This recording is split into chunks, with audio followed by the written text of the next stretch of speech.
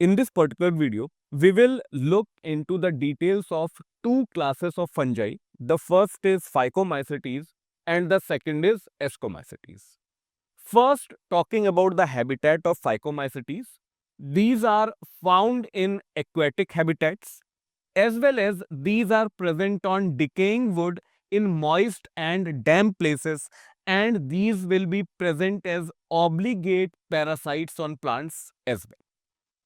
Talking about the condition of mycelium, mycelium condition is aseptate, so that means there will be no septa or cross walls which will be present here, and if no septa is present, then it will be a continuous tube, multicellular tube, and that is why it is called as aseptate. So in the case of Phycomycetes, mycelium will be aseptate as well as cenocytic. In the remaining three classes of fungi, it will be septate and it will be branched. So reverse of this particular condition will be present.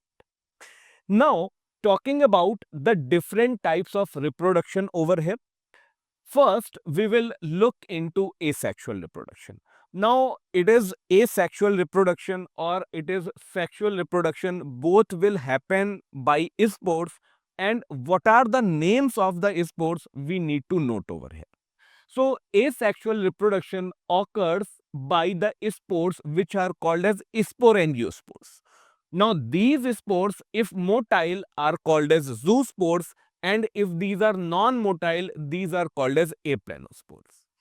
Now, these spores will produced in a structure which is called as sporangium, and these spores will be produced inside the sporangium. So, it will be endogenous production of these particular spores. Now, talking about the sexual reproduction. In the case of sexual reproduction, ideally there should be fruiting bodies, but in the case of Phycomycetes, the fruiting bodies are absent.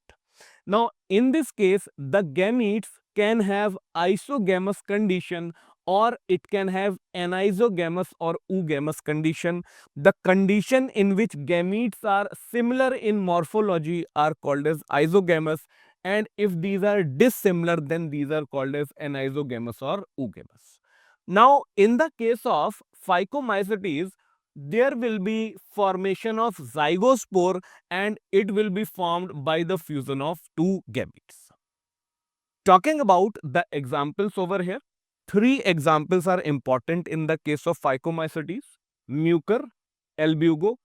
Albugo is also called as parasitic fungi on mustard, and the third is Rhizopus, that is bread pound. After this, coming to the next class of fungi, that is the Ascomycetes. Now, the members of Ascomycetes, these are commonly called as sac fungi. Habitat, these are saprophytic, these are decomposers, these are parasitic, as well as these can grow on dung, that is, these can also be coprophilous. Talking about the mycelium, mycelium will be septate and it will be branched.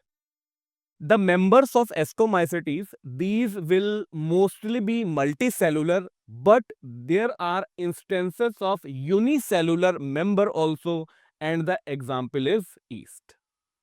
After this, coming to the reproduction part. So, first is asexual reproduction. Now, the spores which are produced are called as conidia, and these are produced in structures which are called as conidiophores, and conidia will be produced outside the conidiophores, and that is why we will say that it is exogenous production. After asexual reproduction, next is sexual reproduction. Now, in the case of sexual reproduction, fruiting bodies will be formed and the fruiting bodies will be called as ascocarp.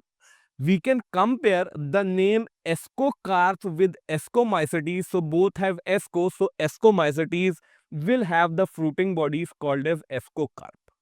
Now, talking about the different steps of sexual reproduction, there are three steps: plasmogamy, karyogamy, and finally the meiosis. So first it is plasmogamy which happens. Obviously, it is the fusion of protoplasm. Now, after plasmogamy, since we are talking about ascomycetes, so immediate fusion of nuclei will not happen. There will be intervening stage, that is dikaryotic stage will be there, and it will give rise to a structure which is called as aci. The singular of aci is acidium. Now, once this aci or acidium is formed, karyogamy, that is fusion of nucleus and meiosis, will happen in this acidium.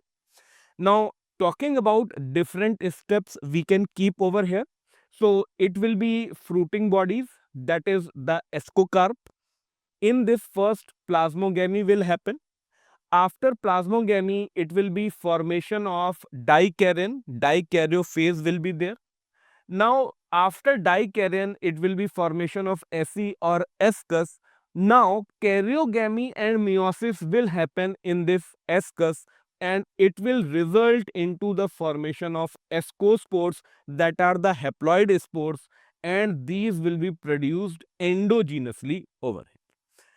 Talking about the examples, the famous examples are, the first is Saccharomyces or yeast, which was the example of unicellular fungi. The second is Neurospora. It is used extensively in biochemical and genetic work. Then other examples are Aspergillus, Penicillium, Claviceps.